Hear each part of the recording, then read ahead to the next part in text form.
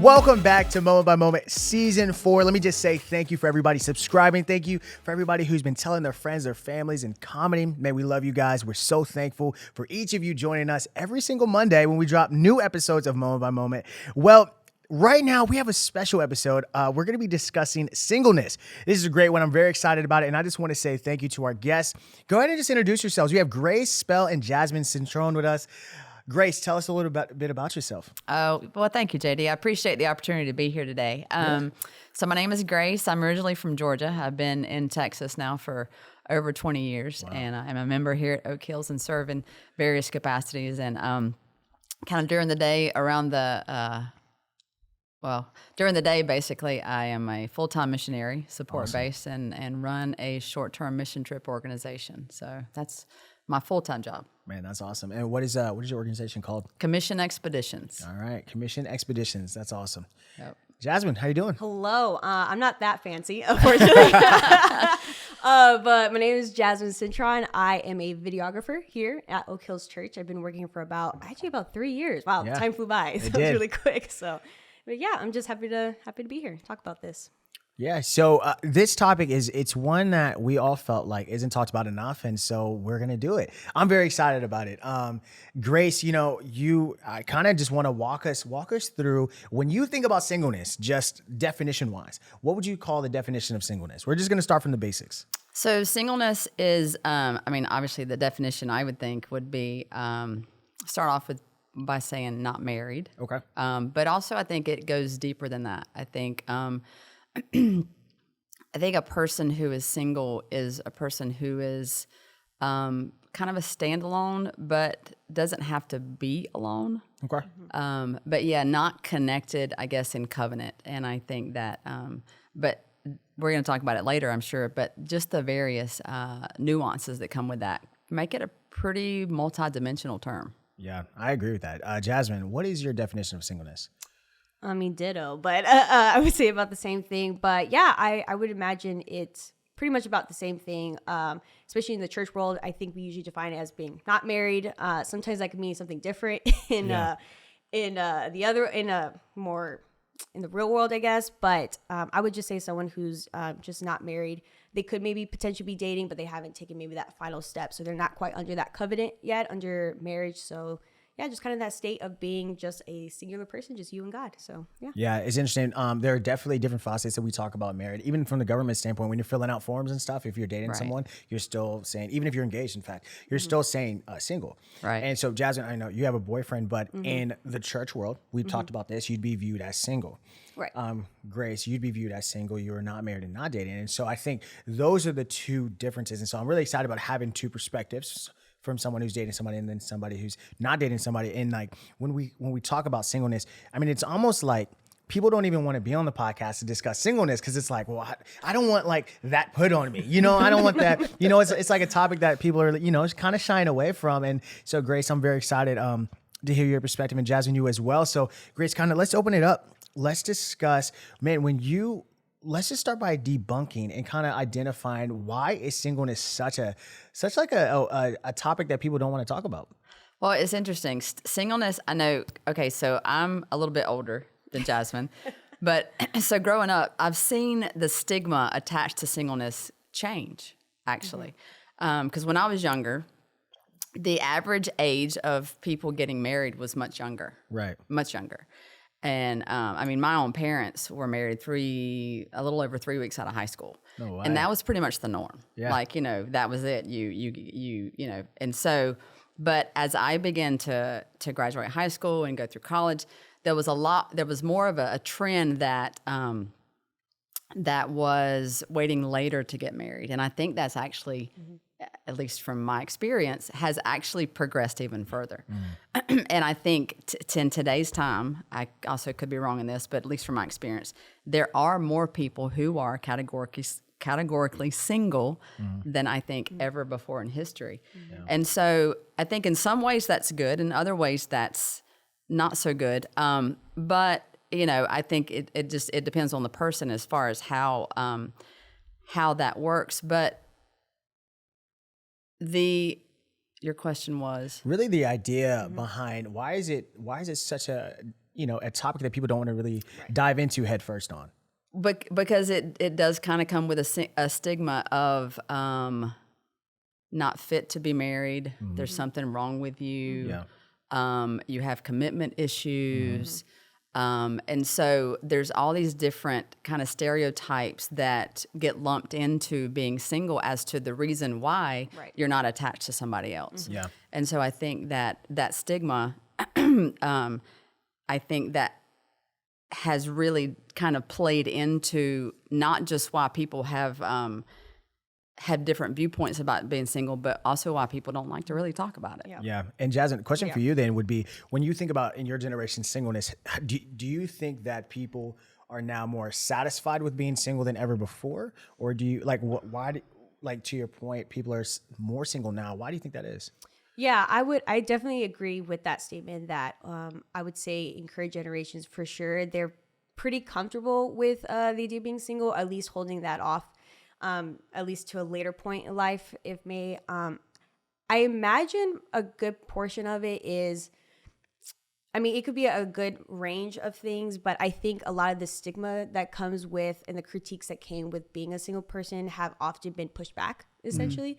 As being that it's not just because I'm single doesn't make me a selfish person or that there's not something inherently wrong with me. I think in previous generations, when we talk about like the state of being single or being married, there's a huge kind of undertone about identity, I feel like, in those conversations about how you identify as a person.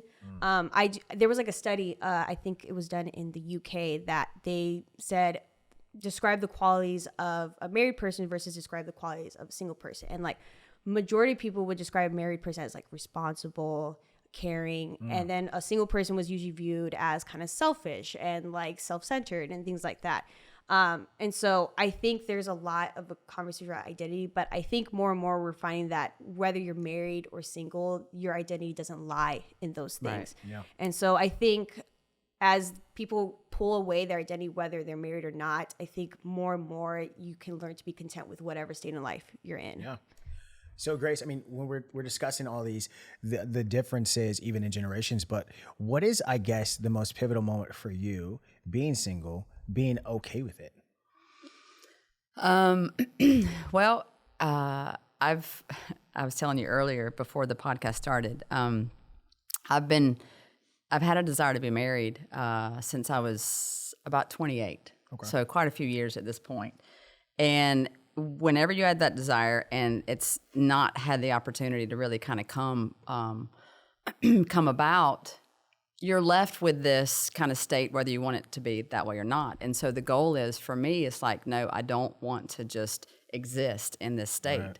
I want to still have a full life. I want to love my life. I want to be used by God. I want to do all the things, right? And so, but it wasn't until a few years ago, actually, I was struggling, and as being single, and Jasmine, I'm sure you can identify with this.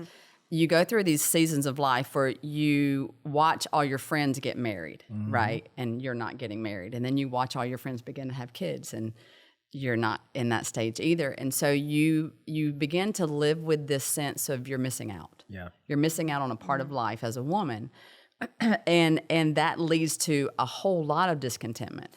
And so, but even being in full-time ministry for over 20 years and giving God my all, I still felt like there was something that I was striving for that I could not reach. And it wasn't until about 4 years ago, I was in the shower, because God speaks to me in the shower. Same. But he revealed to me a lie that I had believed from the enemy, but it was interesting. It came through the church. And that lie, whether communicated explicitly from the pulpit or implicitly just from the nature of the church culture, was that the highest calling of a woman is to be a wife and a mother. Wow. And so being raised in that environment, being raised kind of, and honestly, and whenever it was communicated from the pulpit, it was always in the context of Mother's Day. And I get the reason, because they're trying to lift up mothers and honor mothers and pay tribute to mothers. But for those of us who weren't there yet, it created this ideal and then consequently this striving to get there, right? Because we wanted to get to our highest calling. Right. But, and so when I was in the shower that day, the Holy Spirit spoke to me and he said, Grace, the highest calling of any woman is for her to fulfill the plans and purposes that I have created her for. Wow. And when he spoke that to me, and I didn't even know that I had that mindset to be broken. Right. But when he spoke that to me, I crumpled in the floor of my shower crying because I realized for the first time what I had believed and how it had really just kind of blocked me in. And since that time, it really has unleashed and enabled a tremendous amount of contentment and really owning it and being okay with it and not looking for, I never really looked for a guy to complete my identity. Right. But I did think that it was really all about me being and living into the fullness of who God had created me to be. And when he spoke that to me, I was like, wow, so what I'm doing is what you've always wanted me to do. And and so it enabled me to find that contentment and it was that moment that I was able to really grab hold of, even though I'm single and I'm not really wanting to be that the rest of my life. It enabled me to grab hold of that and to not just embrace it, but in some cases actually utilize it. And to not just my advantage, but to the good of those around me. So for me, that was the turning point. And it, like I said, it just came a few years ago. That's so interesting. I mean, when you think about, it's a beautiful picture of literally breaking those ideologies that, the church has definitely put forth, society's definitely put forth. Right. You know, it's almost like a progression, right? So you graduate, you get married, you have kids, you get a house. I mean, all of that it's a normal progression. And it's interesting because in Christ's kingdom, that progression doesn't exist. Right. It's not some linear metric that we're just kind of going along the path on. Jasmine, when you think about, your friends and you think about some of those stipulations of being single and the desires to be married and all those things, how would you encourage somebody who's single, but maybe they're like, is something wrong with me, but I don't actually mind being single? Like, what would you tell that person? Oh, that's an interesting question. Yeah. For that person, I guess that is wanting to be married. I mean, ultimately, I kind of refer back to what I said earlier about sort of being an identity thing. I would encourage them that first and foremost, they have their identity in Christ. I think oftentimes, especially some of the deep discouragements and the things that are going on in our heads can often be lies. And I think it always stems from this idea that there's something wrong with me and things like that. But I mean, you always go back to not what the world says about you, but what God says about you. Right. And, God says you're loved and, you're worthy and, you're his child. And so that doesn't change whether you're single and not. I will say I do struggle. I'm going to be real with you. I struggle with giving that advice because in my personal single journey, I actually didn't struggle with it at all. I would say I was actually someone who was very content with being single. That was actually more of a natural state for me versus being with someone. So it's actually ironic now that I am with someone I could potentially be married to, that is actually what's kind of new for me. And it's a little bit strange for me kind of versus being single. But yeah, it's just pretty interesting. I think this proves though, how I feel about it is that no one person has the same feelings towards singleness and marriage. But I think ultimately all of our identity is in Christ. And so whether you're content or not, ultimately we're under the same Lord, and that who we are doesn't matter whether we're married or not. But I mean, I do think though, for the person who is discontent, I don't think though there should be a pressure either. So often what I hear too sometimes is that there could be a pressure to find contentment. Like you need to be okay with it. And like you should learn and then also once you are okay with it, then your husband will come, right? There's also some manipulation. Oh yeah. Sometimes. Oh my goodness. Once you stop looking, they're going to appear, right? I'm so tired of hearing that. Honestly. No, really. I went to I remember there was a small group, and this was some other church that I had went to a few years back. And there was a young lady, she was about probably late 20s. And she was, it was a ladies group, and she was talking to us about how, she had for a long time had been really dissatisfied or, discontent, I guess, with not finding a person. But she was kind of in a point in her life that she was like, it is what it is, and I just kind of want to accept it, and whether it happens or not. And she was kind of talking about how she got a lot of advice on how she could go about. And unfortunately, there was a lady, well-meaning, but she went on to say that, it's just because you have a lot of stuff and your husband can't see you. And once you uncover all this stuff, he'll see you. Oh, wow. And it's so well-meaning, but I'm just thinking, like, didn't she just say? She just said that she didn't want to hear unwanted advice, and she just wanted to be okay with being single. Right. Yeah. And you're basically telling her, don't be okay with being single. That's crazy because, I think there's definitely that, because that lady was operating kind of this thing where you were saying, Grace, earlier, like that the lady's like, no, like, you don't know what you want. Like, I'm going to tell you what you want. You want to be married and you need to be married, and we're going to figure this out until you get married. Like, we're going to pray you to the altar. You know what I'm saying? Like, there's a lot of that churchy stuff that I want to break down also. And I love that you mentioned identities in Christ. So when your identity is wrapped up in Jesus, your sole focus is on him. Paul even discusses, man, if you're single, your sole focus is the mission, That's exactly and when you're right. married, your focus now is going to be split and divided because your family is also your first ministry. Yeah. When you think about just the funny stories, of, man, like people kind of putting stipulations on single people, like, you're not okay. And they're like, no, I'm fine. You're not fine. You're half a person. And when you marry that person, you will become whole. Yeah. Right? Kind of like when you have kids, that is the highest calling of a woman. I'm like, man, that's crazy because there are women who are not married that are changing the world, literally, for the kingdom of Christ. Right. So how can that even be? You're putting your own insecurities on other people. Right. To your point, Jasmine, you're okay with not being in a relationship. And so it's interesting when other people will put that insecurity that they have of wanting to be married, or they remember when they were single and they were codependent. And so they're putting that on all the single people. You are not okay. You're like, nah, I'm actually fine. I'm good. Right. Yeah. Right. So breaking down some of those things, I was headed to the podcast. Somebody mentioned, I was like, hey, listen, we're going to be discussing singleness. And they were like, I wasn't good at being single. And I was like, man, me neither. But then I was like, can somebody be good at being single? What do you guys think about that? Is it like something to attain? Like, I made it. Well, Yeah. I think there's possibility. I wonder about being good at being single probably involves being secure in yourself. Yeah. Right. And so not being completely desperate, being a bloodhound looking for, that person to complete them, and not being consumed by the idea of being attached to somebody, but actually being able to stand on their own and not just survive being single, but thrive in it. Yeah. I think of that when I think about being good at being single. Okay. So, Jasmine, what do you think? What was the question again? It was a great answer, but Can what was the somebody question? be good at being single? Man, I don't even know. I'm gonna be honest with you.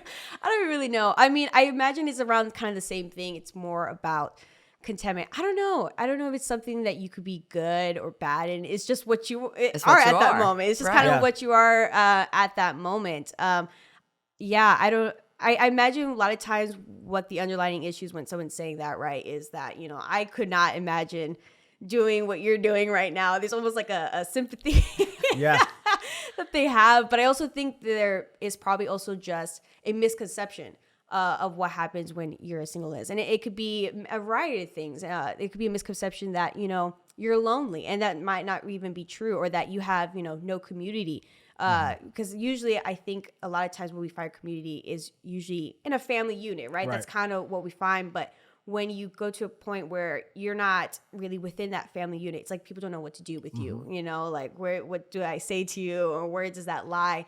But I think that's probably even more of a reason for the church to kind of come together and provide that community for that person that's not finding maybe in a traditional like family unit.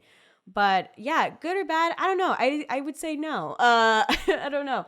It's just kind of, I guess, just where you are at that time. And, I guess you want to strive to get to a point where maybe whether it happens or not, I'm in a good place. So I guess maybe, It's funny. So I was even thinking as you're talking, because I was like, I'm bad at it. When I was single, I was not good at being single. I was like, why wasn't I good? Like, what metric am I holding myself to?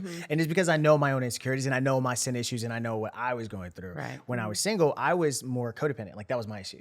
Like, I felt like I was less of a person. That half, when they say you're half of a person and we get married, you're whole, like, that was like that was my identity. I was like, I mean, I'm not whole.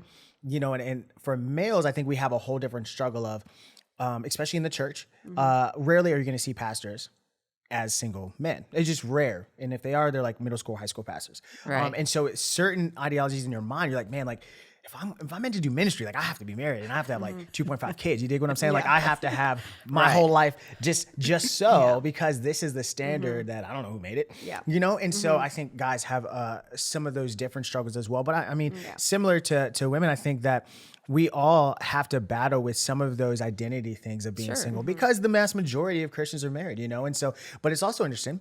The divorce rate is very similar for Christians and non-Christians. And so when you think about those numbers, I've had conversations with Christian singles and they're like, you guys aren't, you guys are not killing it in the game. So why would I even be a part of your team? Right. You know what I'm saying? And you hear that a lot more today than you used to. And I think that actually helps kind of categorize, like being single back in the day had this stigma of rejection kind of surrounding it because you're not good enough. And so you're rejected by people because you're not fit to have a lifelong partner. But now you hear more of, why would I want to get involved in that if it's just 50% destined for failure? Yeah. And so you have more of this kind of stigma of independence surrounded, which you were talking about, to your point about, looking selfish, right? And so the singleness today kind of has this independent bubble around it, whereas the singleness of yesterday has this kind of rejection stigma around it. And so it's really interesting to kind of see those two comparisons, but you hear that a whole lot more today as far as, why would I even want to get involved in that? Because it's just destined for, at least half of them are destined for failure. And that's just heartache and heartbreak and a whole lot of trouble that I don't want in my life. You know? I would say that also, sometimes when it comes to the topic of like singleness and then marriage, I think in both states of being, you can be tempted to idolize the other or bring down, in order to lift singleness. I think there is sometimes a problem where then in the opposite, we then degrade marriage as being some like awful thing. And so I think criminalize it. Exactly. Especially for, I'm a woman, so I'm going to talk from that perspective, but I would imagine, especially for, women, there has been, especially recent years, and I would say probably for men too, but for women, it's been recent years, there's been a lot of dislike maybe for marriage, just because it feels like you could be putting yourself, I don't know, in prison is kind of the idea, you becoming right? subservient. I think with the rise of feminism, it is a conversation that's been more women in the workforce now. They're like, well, why do I got to stay home with the kids? Exactly. I got a better career than you do. Right. You know, there's definitely, I think, just it's a new age we're living in right now. Yeah. And I just think that ultimately we need to find our best to find a balance where we don't degrade one in order to lift the other. Yeah. Right. And I think it's just trying to kind of see the value in both. They are different, but they're both value. And so, I think this shift that you talk in culture, it's unfortunately kind of maybe doing the opposite, where actually now it's kind of speaking poorly towards marriage, which is unfortunate, because if you're a person that eventually wants to transition, it kind of could cause a lot of fear and stuff like that. Absolutely. But with that being said, though, I wouldn't do the same either, where for singles, the temptation could be to then idolize marriage also a little bit too much, where you think you almost look forward to that more than your relationship with Christ. And so absolutely. I would say that is also, I have seen that played out too, where there almost every conversation is always about them being single, and like you're finding way too much identity in this. And while I do not want to degrade marriage, but it's not a perfect system either. I mean, it's perfect because God created it, but ultimately it's pointing to our relationship with Christ. And so that is something that whether you're single, whether you're married, no matter who you are, we can all obtain that. And I think ultimately that's more important thing to focus your eyes than sort of marriage. But yeah. As women, I think it's really easy for us to find our significance in that relationship. Because we're looking for a guy to be our savior, or, that person to complete us, or because of the insecurities, like you were talking about, the insecurities that we may have, we're looking to that other person to kind of be that, their strengths complement our weaknesses. And all of a sudden, we're a whole person now that we're connected to them. And I think, for me, I've been wanting to be married for a long time now.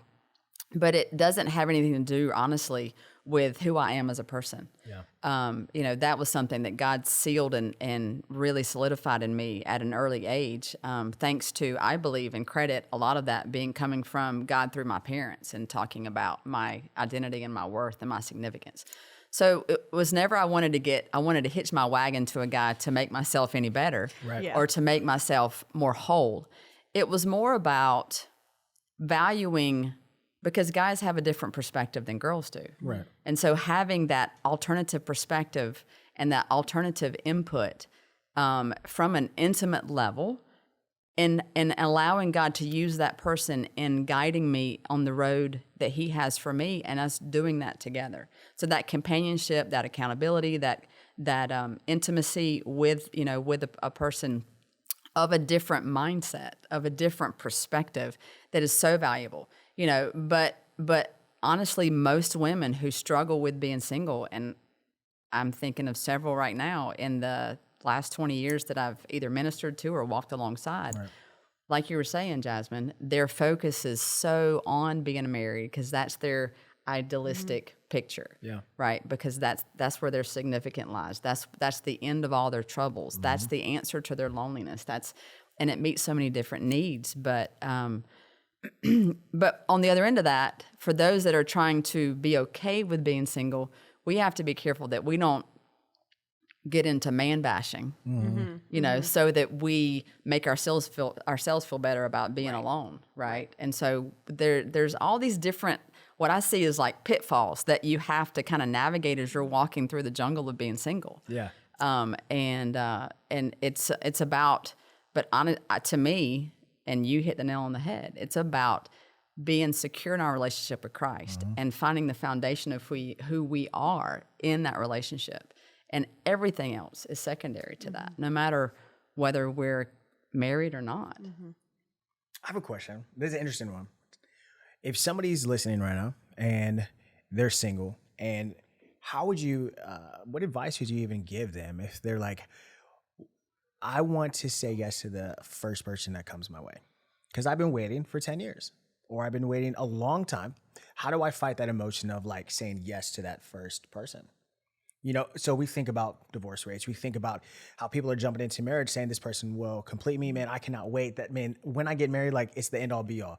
And then they find out they married an imperfect person, as we all are, right? And so then they're like, well, dang it. This isn't what I thought it was at all. Can I go back? Right? So that's just one trajectory I see. But what would you tell somebody? How do you fight? Sorry. No, I'm laughing because I actually have a story for that. Because Yeah. that was me. Okay, talk about it. She said ditto. Say that's me right there. So a long time ago, you go out on several dates, and I kind of felt like I used to wonder, like, I don't know how girl players can do it. Like they do all these first dates, and they kind of give Just a for little the bit free of meal, themselves. yeah. Right. But you give away a part of yourself every single time you do that. And after a while in doing the online dating thing and doing, you try different avenues.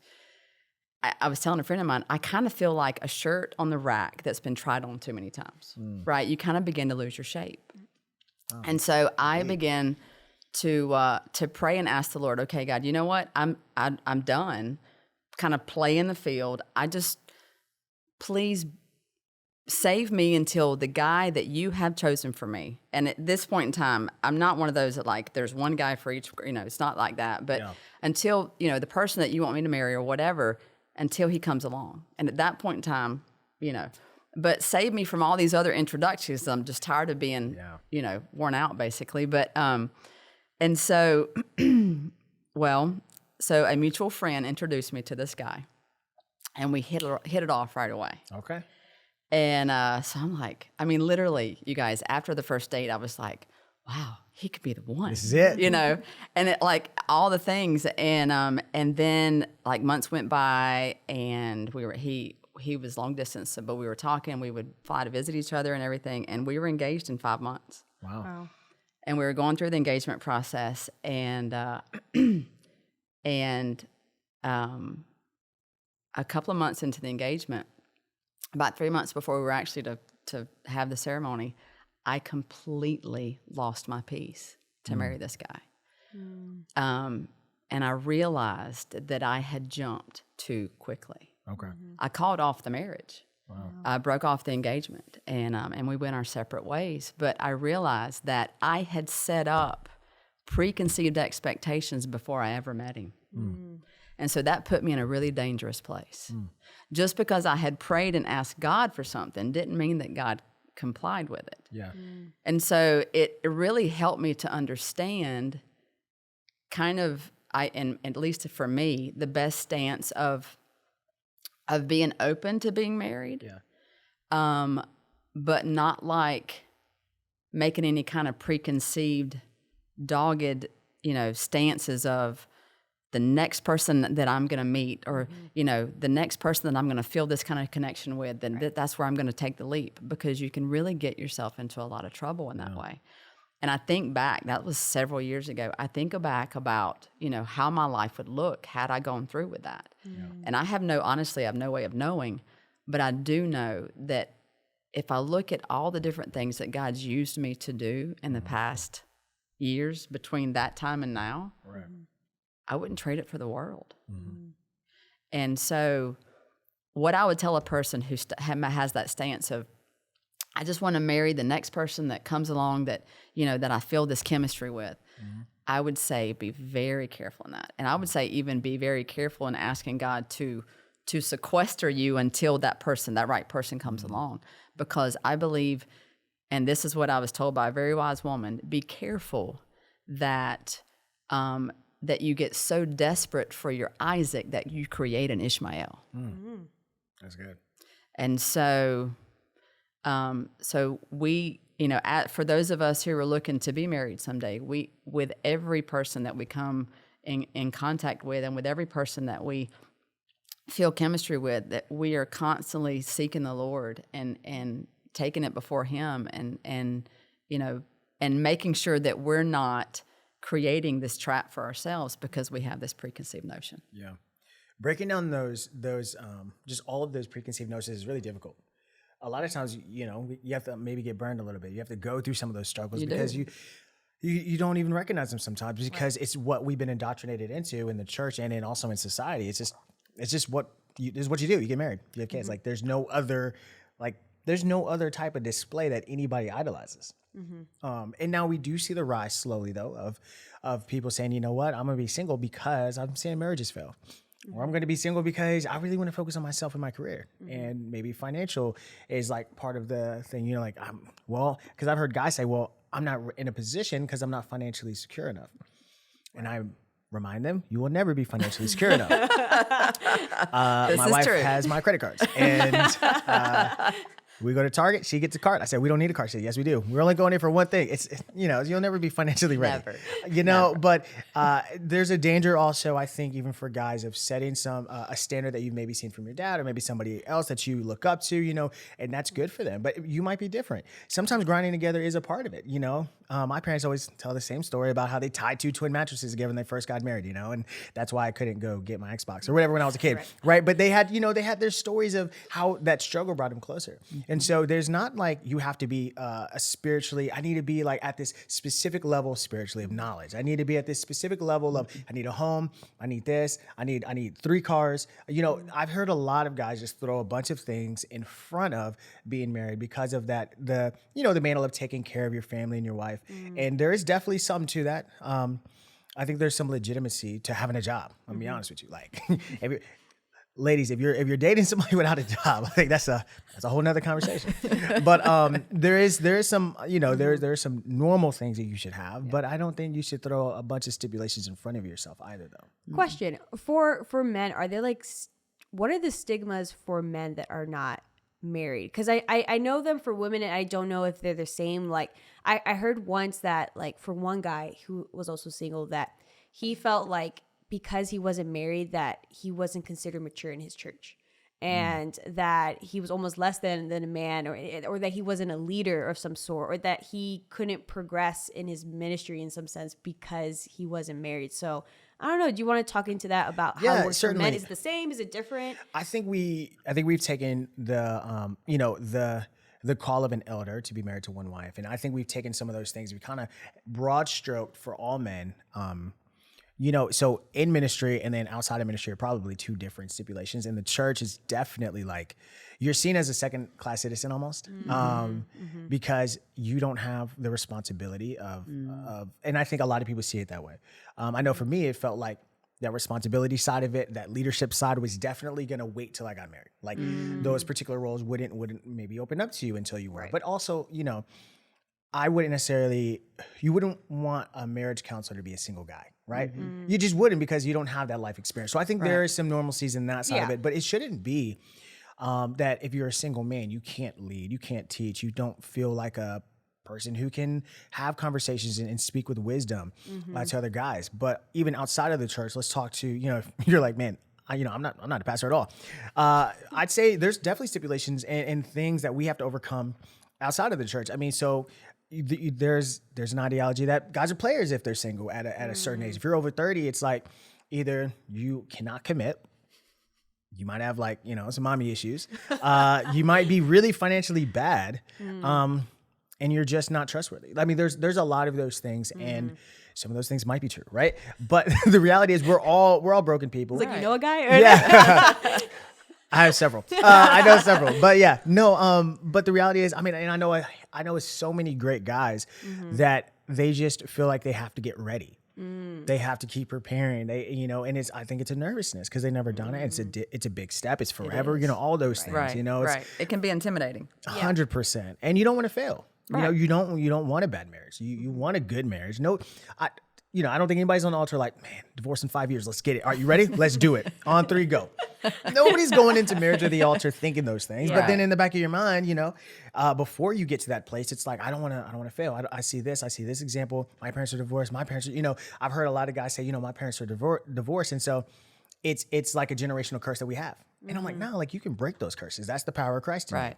me. You don't just have to take that on. Like, Right. no, you can overcome that. So I think a lot of the stipulations probably for men, even just being single, are probably more of they're not ready for commitment, they're not trustworthy, or they're not financially sound. Yeah. Yeah, I mean, as far as women not connected to men and the whole leadership thing, and it's interesting because being a woman and being the president of a missions organization, and I've been in various leader capacities within the church, I can tell you that I'm viewed differently because I'm single. And because there's something to be said for some form of validation that happens if I'm anchored to a guy. And what's interesting is, I was thinking about this on the way over here, thinking about, so where does that come from? Where does that stem from? And I think, honestly, being a person who's gone all over the world, so many different cultures have so many different views of women. Yeah. And even marriage in general. And so, but I think part of it is very, very cultural. Yeah. Very culturally based. But it's almost like this sense of, because, okay, to be fair, women can be very emotional. But at the same time, say anything. But at the same time, So you don't speak. But I have heard more pastors talk about how their wives heard from God and helped prompt them into a specific direction, whereas they would have been deaf, dumb, and blind had they not had that, right? So, but because we can be more emotional, it seems like without that stake in the ground of having a husband to ground us emotionally, then what we have to say is not necessarily cast off, but not given as much weight because we don't have that stake in the ground that's called a husband.